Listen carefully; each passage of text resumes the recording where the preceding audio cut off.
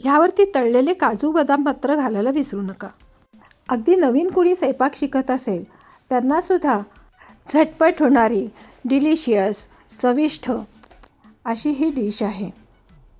अगदी पसारा कमी होईल आणि तुम्हीसुद्धा जास्त दमणार नाही अशी ही फंक्शनल डिश. नमस्कार. एवन सुग्रास रेसिपीच्या किचनमध्ये मी अमिता दाते आपल्या सर्वांचं स्वागत करते.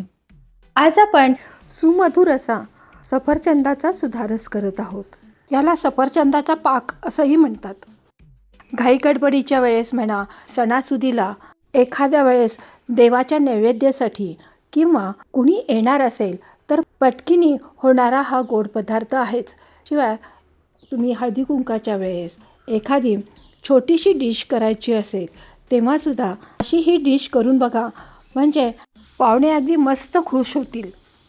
सफरचंदाचा सुधारस करण्यासाठी मी इथं एक सफरचंद घेतलेला आहे आणि त्याच्या अशा छोट्या छोट्या फोडी करून घेणार आहे.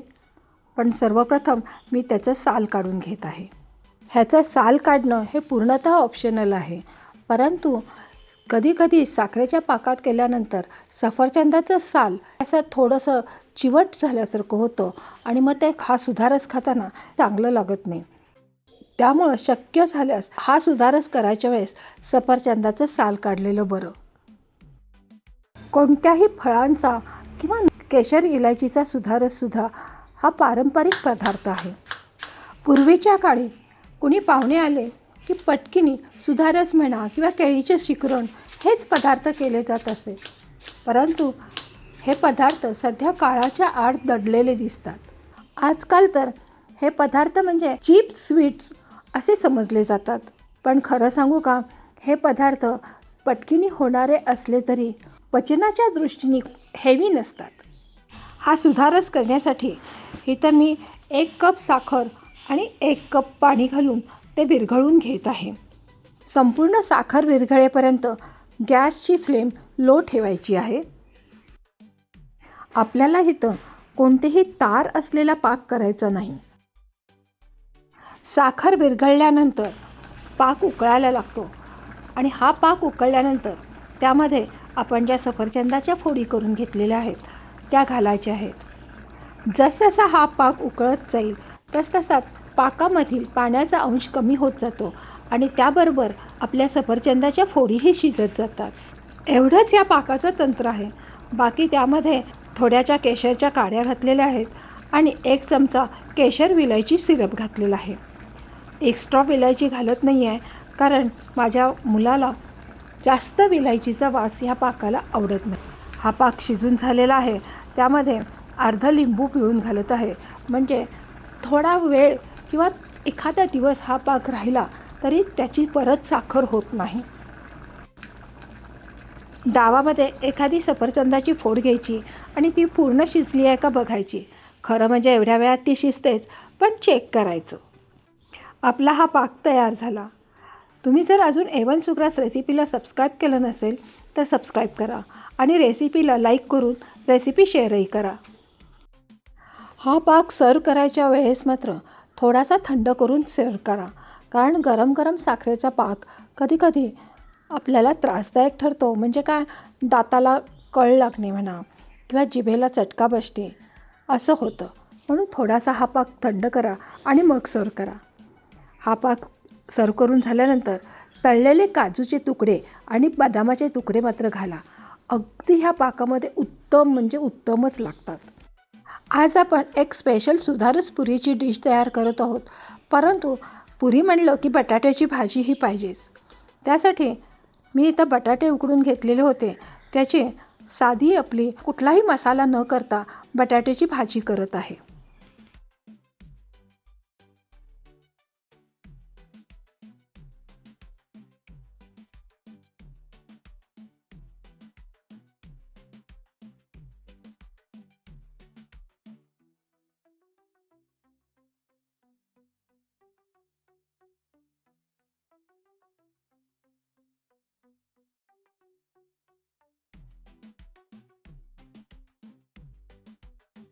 ह्याच्यावरती चवीनुसार मीठ, साखर, फक्त आलं आणि कोथिंबीर घातली की आपली ही बटाट्याची भाजी झालीसुद्धा.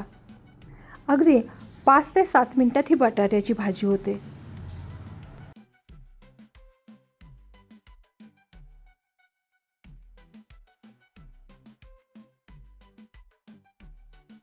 आता आपण थोड्याशा पुऱ्या करून घेत आहोत. बाकीच्या पुऱ्या मी नंतर तळीन.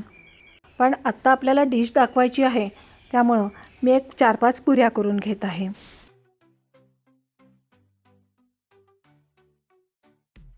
आजच्या पुऱ्या मी अगदी स्पेशल कणिक न मळतासुद्धा आपली नेहमीची पोळ्यांची कणिक मळलेली असते, त्या मळलेल्या कणकेपासूनच या पुऱ्या केलेल्या आहेत.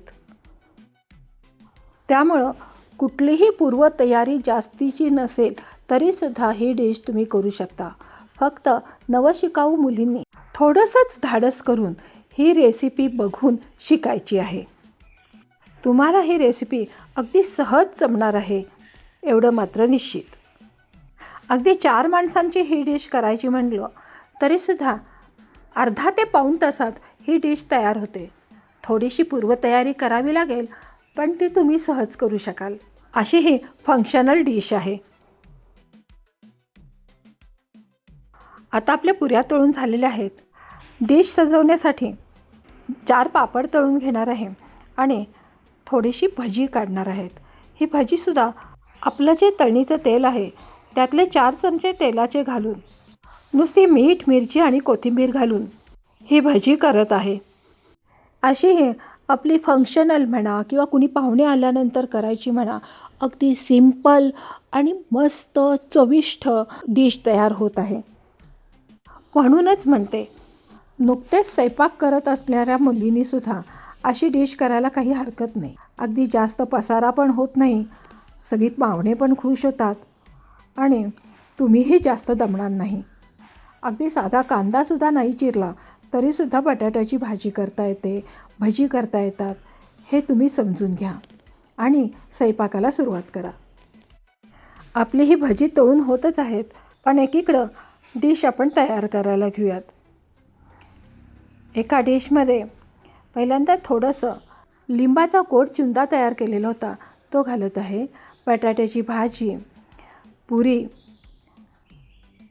आणि पापड, भजी आणि सर्वात महत्त्वाचं म्हणजे आपण केलेला सफरचंदाचा पाक म्हणजेच सफरचंदाचा सुधारस हा ठेवलेला आहे.